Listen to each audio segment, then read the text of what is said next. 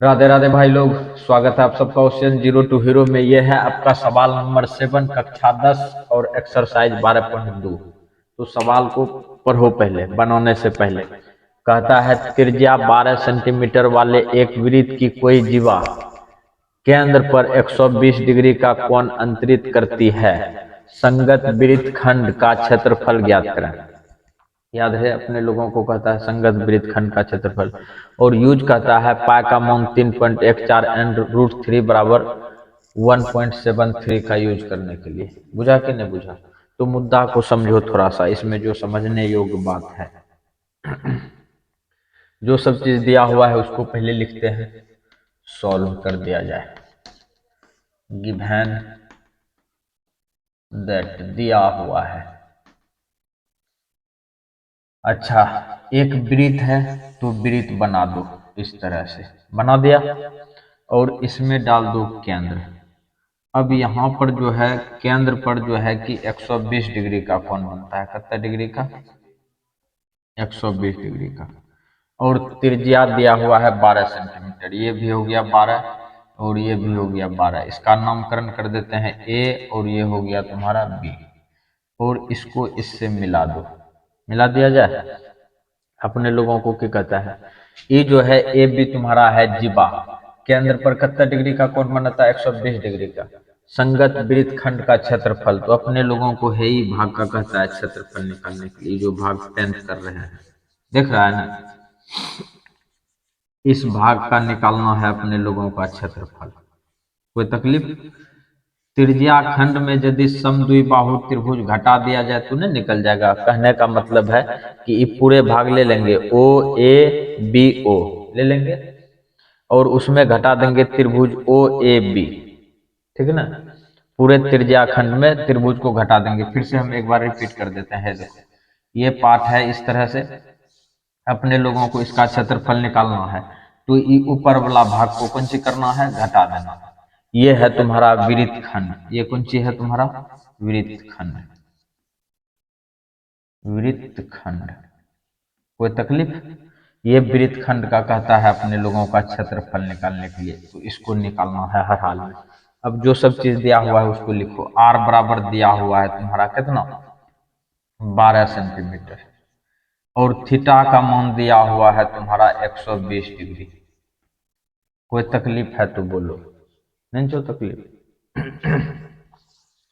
अपने लोग एक लाइन में लिखेंगे 9 वृत्त खंड का क्षेत्रफल। किसका क्षेत्रफल? वृत्त खंड का क्षेत्रफल बराबर, वृत्त खंड का क्षेत्रफल बराबर कौन सी हो जाएगा? त्रिज्या खंड का क्षेत्रफल माइनस समद्विबाहु त्रिभुज का क्षेत्रफल। त्रिज्या खंड खंड का क्षेत्रफल माइनस सम द्विबाहु त्रिभुज का क्षेत्रफल।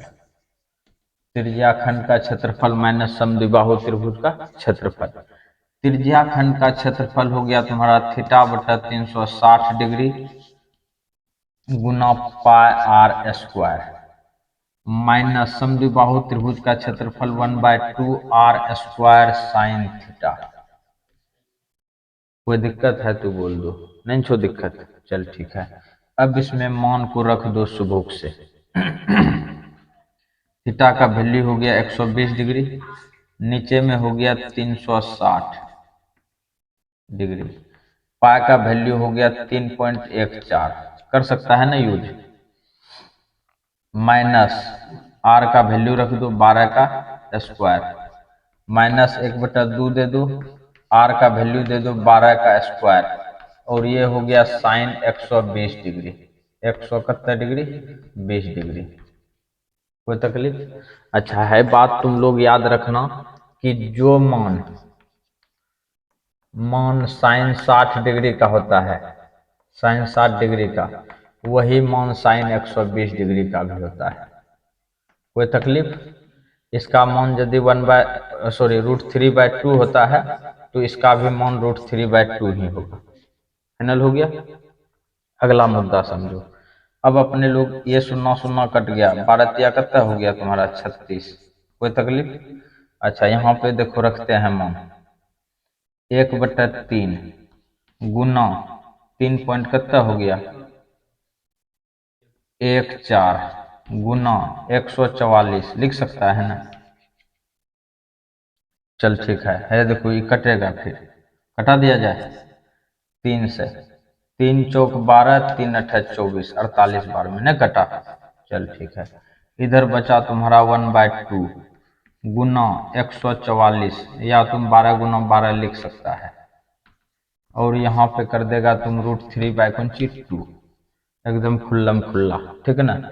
ये देखो 6×2 = 12, 6×2 = 12 हुआ कि नहीं हुआ। अच्छा अभी बात यहीं खत्म नहीं होगा, अब हम की करते हैं ऊपर थोड़ा मिटाते हैं जो बात है, तब कम बनेगा। तुम लोग थोड़ा बढ़िया से देख लो सुबह से जो बात है, ठीक हो न। अब यहाँ पे देखो की करते हैं 3.14 14 गुना कर देंगे कितना 48 माइनस 6×6 = 36, 6 हो गया कौन सी 36, और √3 का मान कहता है यूज करने के लिए 1.73, ठीक हो नहीं। अब अपने लोग की करते हैं गुना करके लिखेंगे। 3.14 को 48 से गुना करेगा तो कितना होता है उस पर थोड़ा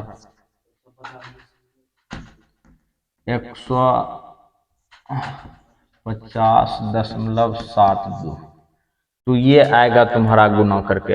अब अगर यदि 36 गुना 1.73 करेगा तो वो कितना आता है उस पर थोड़ा ध्यान देगा, 62.28 है, सब गुना करके भाई मेरा रखा हुआ है। अब 150.72 में की करना है 62.28 को घटा देना है। ध्यान से देखेगा, इसको मिटा दिया जाए।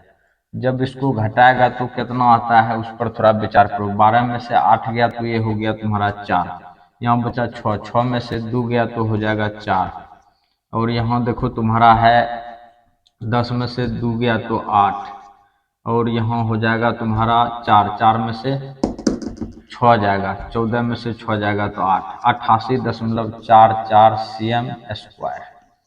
ये तुम्हारा आंसर निकलेगा जो बात है।